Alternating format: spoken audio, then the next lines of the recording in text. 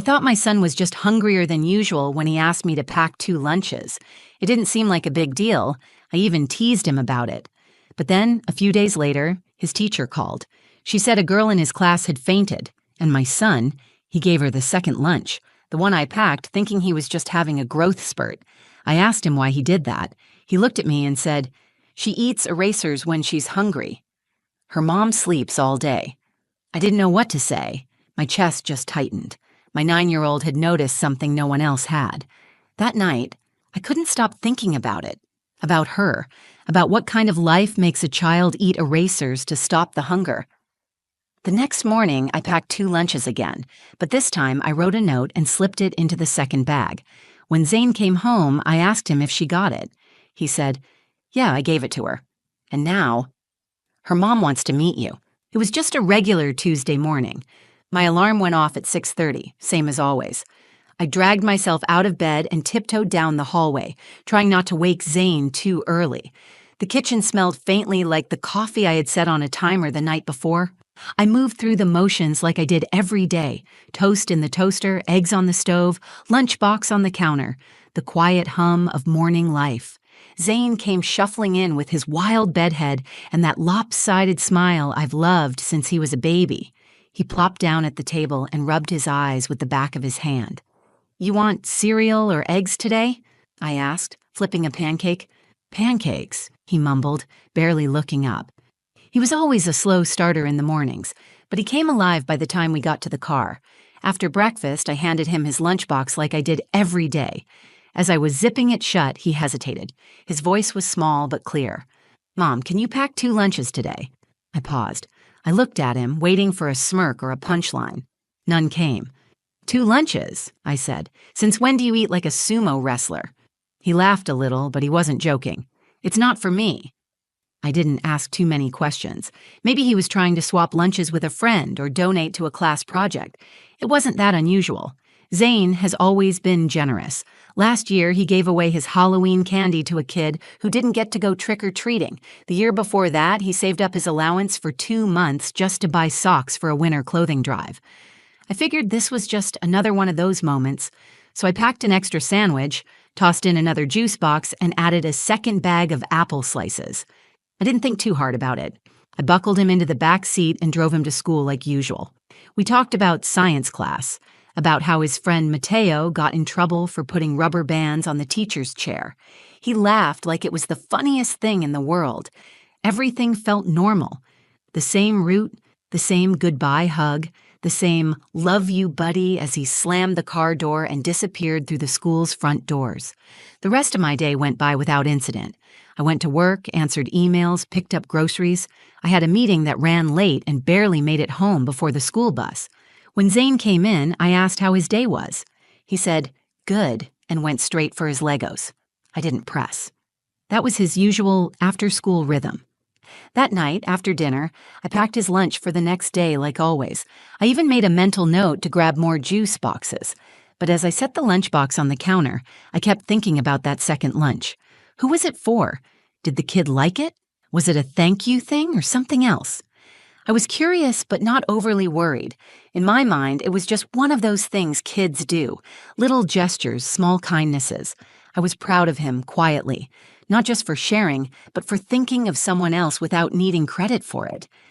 Zane was already in bed when I peeked into his room. He was curled up under his galaxy print blanket, his hair still a mess from the day. I leaned in to kiss his forehead. "Hey," I whispered. "Did you give the second lunch away today?" His eyes were already half closed, but he nodded. "Yeah," he said softly. "She needed it." That was the first time I felt something different in his voice. Not playful, not proud, just matter of fact, like this was something he had thought about for a while, something he felt responsible for. I turned off his lamp and walked back to the kitchen. I stood there for a few seconds, staring at the counter. Something told me this wasn't just a random act of kindness. There was more to it. I could feel it, like a small weight settling into my chest. It was the kind of feeling you don't know how to name yet, but you know you'll be carrying it with you for a while, and I had no idea how right I was. 2 days later, I got a phone call at work. It was around noon. I remember because I had just reheated my coffee for the third time and sat down to answer emails. The number was from Zane's school. My stomach did that little flip it always does when a call comes in during the school day. "Hello, this is Elira," I answered, already bracing myself. "Hi, this is Miss Callan, Zane's homeroom teacher. I just wanted to let you know something that happened today. Everything's fine, Zane is fine, but there was an incident in class I thought you should hear about." I held my breath. She continued, "A student in Zane's class fainted this morning. Her name is Amira. She hasn't been eating lunch, and it looks like she hasn't been eating much at home either. Zane gave her the extra lunch you packed." I was silent for a second. "He gave her the second lunch?" I repeated. "Yes," Miss Callan said, "and it wasn't the first time. He told us he's been bringing it for her all week." I sat there holding the phone, staring at my computer screen while her words echoed in my head. I heard the teacher say something about contacting the school counselor, about looking into Amira's situation, but I could barely process it. All I could picture was Zane walking into school every morning, carrying that second lunch like a quiet mission, like it was just part of his day. After I hung up, I didn't move for a long time. I thought about Amira, a little girl I didn't even know. I tried to imagine what it must feel like to be that hungry. I kept thinking about her fainting, her body giving out because no one was giving her what she needed. That night, I waited until after dinner to bring it up with Zane. I didn't want to overwhelm him or make him feel like he was in trouble. He was sitting at the table, drawing something with his colored pencils, tongue sticking out a little like it always did when he was focused. "Hey, Zane," I said gently, "can I ask you something?" "Yeah," he said without looking up. "Did you give your lunch to Amira today?" He stopped drawing. His pencil hovered just above the paper. Then he nodded. "Why?" I asked. "Why didn't you tell me?" He looked at me. His eyes weren't sad or scared. They were steady. "She eats erasers," he said, "when she's hungry." I blinked. "What?" "She eats the ends of her pencil erasers and sometimes paper. I saw her do it one day during math. I asked her why, and she said her stomach hurt." I felt my throat tighten. "Does she not bring food from home?" He shook his head. "She said her mom sleeps all day. There's nothing in the fridge sometimes." I sat down across from him. I didn't even know what to say at first. "You've been bringing her food all week?" I asked. Zane nodded again. "She tries to hide when she's hungry, but I can tell. She gets quiet and holds her stomach. I just wanted to help." I reached across the table and placed my hand over his. His fingers were smudged with orange and green pencil dust. "You did help," I said. "More than you know." He smiled, a little unsure, like he didn't quite understand why this moment felt so heavy to me. But he wasn't doing it for recognition. He wasn't looking for praise. He just saw someone who needed something, and he gave what he had. That night, after he went to bed, I sat alone in the kitchen. Thought about all the things we teach our children, how to tie their shoes, say please and thank you, cross the street safely. But we don't always realize what they're learning on their own. Quiet things, brave things.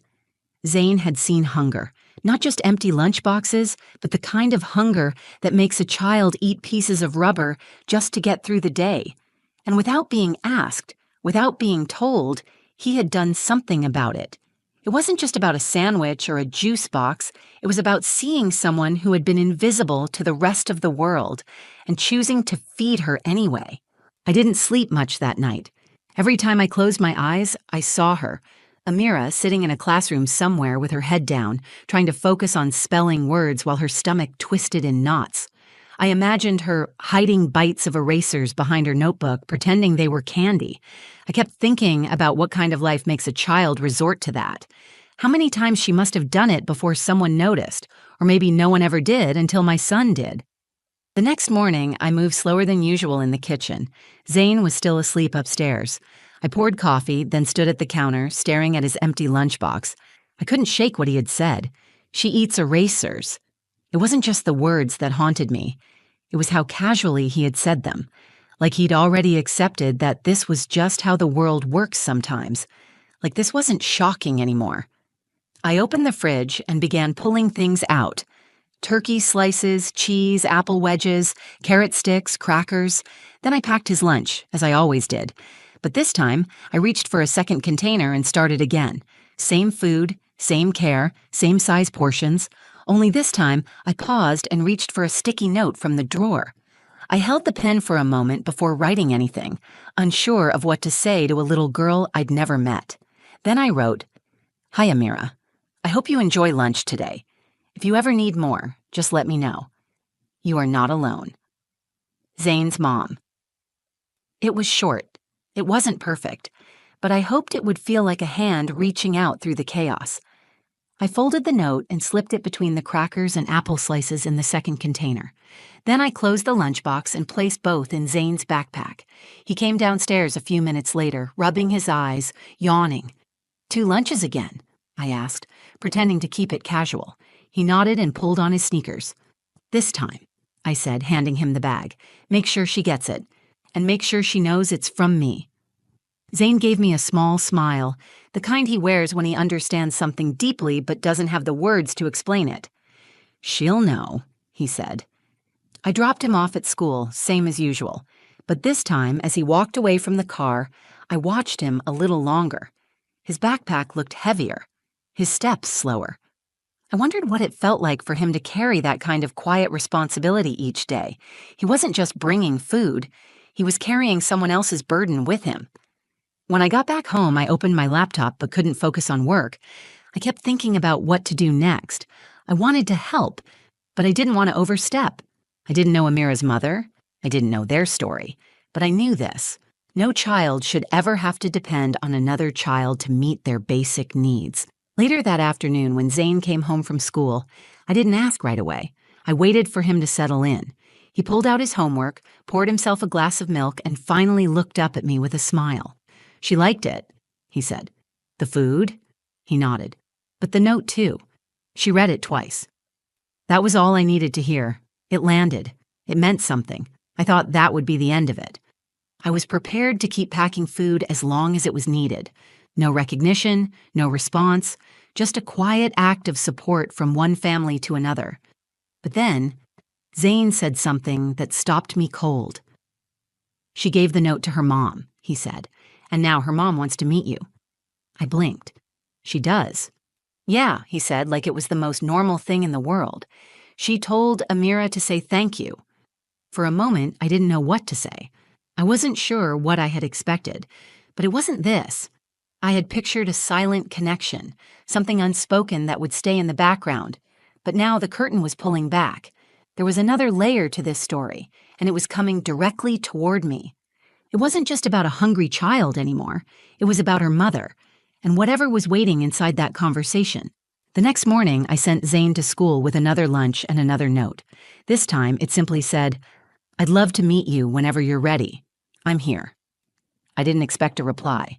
I didn't know what I was inviting exactly, but I knew I couldn't turn away now. If someone reached back through that space between us, I needed to be there to meet them. 3 days later, Zane came home with a folded piece of notebook paper in his backpack.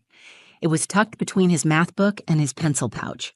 When I opened it, I saw just a few lines written in shaky handwriting. No name, no return address, just, "Thank you for feeding my daughter. I'm sorry I haven't been able to do better.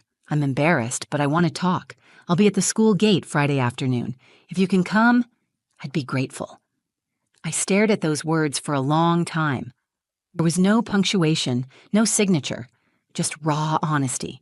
Pain wrapped in apology, hope masked by shame. And underneath all of it, the same thing I felt the day Zane first told me about Amira. Someone trying to do their best in a world that didn't make it easy. When Friday came, I left work early. I didn't tell anyone why. I just knew I needed to be there. I arrived at the school 10 minutes before the last bell.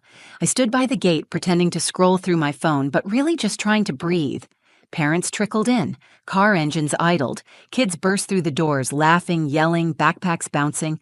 I spotted Zane right away. He waved when he saw me and came running. "Is she here?" I asked.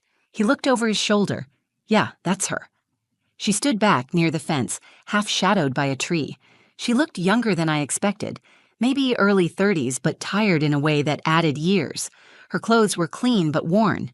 She held her hands together tightly in front of her, like she wasn't sure if she was allowed to be here. I walked toward her slowly. She met me halfway. "Hi," I said. She nodded. You must be Zane's mom. I'm Alira. She hesitated, then extended her hand. Talia. We stood there for a moment, both unsure how to begin. Then she spoke, her voice low and tight. I didn't know what else to do. I didn't want to ask for help. I'm not doing great. I nodded, letting her speak at her own pace. I lost my job 6 months ago. I've been doing overnight cleaning work, but it barely covers rent. I sleep during the day because it's the only time I can. I keep thinking things will get better, but every month it just gets harder. Sometimes we don't even have bread in the house. She looked down, ashamed. I didn't speak right away. I let the silence hold the weight of what she said, because it deserved to be heard. I'm so sorry, I finally said. I had no idea. I don't think anyone knew. She shrugged. You weren't supposed to. I've been trying to hold it together. But Amira's been quieter lately. She won't tell me when she's hungry. I didn't know she was fainting. I didn't know it had gotten that bad. She's a strong girl, I said. So is her mother. Talia's eyes filled, but she blinked the tears back. She wasn't ready to fall apart in public. I respected that. I don't want pity, she said. It's not pity, I replied. It's community. We all need someone. You don't have to do this alone. She looked up, and for the first time, her face softened. I didn't think people like you existed, she said. I smiled. I didn't think kids like Zane existed either, but here we are. She laughed just a little, like her chest hadn't allowed that kind of sound in a while. It was soft but real. We exchanged numbers before she left. Nothing dramatic, no promises or handouts, just connection, an open door. Zane stood beside me watching the whole thing. As we walked to the car, he looked up at me and asked, Is Amira going to be okay now? I didn't pretend to have the answer, but I said, She's not invisible anymore. That's a good start. And for the first time that week, I felt like we were all standing on steadier ground. It's been a few weeks since I met Talia at the school gate. Life hasn't transformed overnight, but something has shifted. A thread has been tied between our families, one that didn't exist before. We're not strangers anymore. Amira still gets a second lunch packed in Zane's bag every morning. Some days she eats it at school. Other days she brings it home. I never ask where it goes. I just make sure it's there. Crackers, fruit, a sandwich, something sweet when we have extra. I still write little notes sometimes, but they're simpler now. A smiley face, a you've got this. Zane says she keeps them. Talia and I text a few times a week. We don't talk about everything, but we talk. She tells me when she's working late or when she got a few extra hours cleaning offices. I let her know when I find a grocery sale or a meal assistance program. I don't offer charity. I offer options. I offer space. I remind her that she's not alone. The first Saturday after we met, Talia brought Amira to the park. I brought Zane. The kids played while we sat on the bench, quiet at first. Then we started talking. It wasn't about money or hardship that day. It was about favorite cartoons, picky eaters, old family recipes. We laughed once or twice. It felt normal. It felt like healing in progress. Zane has changed too, but not in a way you'd notice unless you're paying attention. He listens harder now. He watches people more closely. He started bringing extra granola bars in his backpack, just in case anyone forgets lunch. He doesn't talk about it much. He just does it. One night while I was folding laundry, he came into the room and sat on the floor next to me. "Mom," he said, "do you think people can get better just because someone believes in them?" I stopped folding. "I think that's exactly how people get better." He nodded. "I think so too." It's a small story in the grand scheme of things. A second lunch, a handwritten note, a boy noticing a girl who looked too tired, too quiet, too invisible. But that's how change starts, not always in headlines or heroics. Sometimes it's in a juice box and a sandwich, passed across a lunch table by a child who saw someone hurting and refused to look away. This experience didn't just make me proud of my son. It made me think differently about the way we all move through the world. How easy it is to miss someone who is struggling. How quickly we judge without knowing the weight someone else is carrying. And how powerful it is when one person decides to care, even when it's not their job. Zane reminded me that we don't need to have everything figured out to make a difference. We just need to pay attention, to act when we can, to speak when silence becomes too heavy. Talia is still working nights, but she's saving. She applied for a support program through the school. It's not perfect, but it's something. She told me last week that she made spaghetti for Amira, and they ate together at the kitchen table. It was the first time in months. Amira is still quiet, but now she draws more in class. She laughs at Zane's jokes. Her cheeks look fuller. Her eyes are brighter. She doesn't eat erasers anymore, and I still pack that second lunch. Because somewhere out there, someone needs to know they're seen, that someone is watching out for them. That kindness still exists in a world that too often forgets how much it matters. Zane didn't just feed a hungry girl. He reminded her that someone cared enough to see her. And he reminded me that the smallest act of compassion can echo farther than we'll ever know. If this story touched you, share it. Maybe someone out there needs to hear that kindness still matters, that even the smallest act of care can change someone's day or their life. Leave a comment below. I'd love to know what you think or hear about a time when someone's kindness made a difference for you. And if you believe in stories like this, real ones, quiet ones, ones that remind us of our humanity, please subscribe to the channel. There's more to tell. Thanks for watching, and don't forget to pack a little kindness into your day.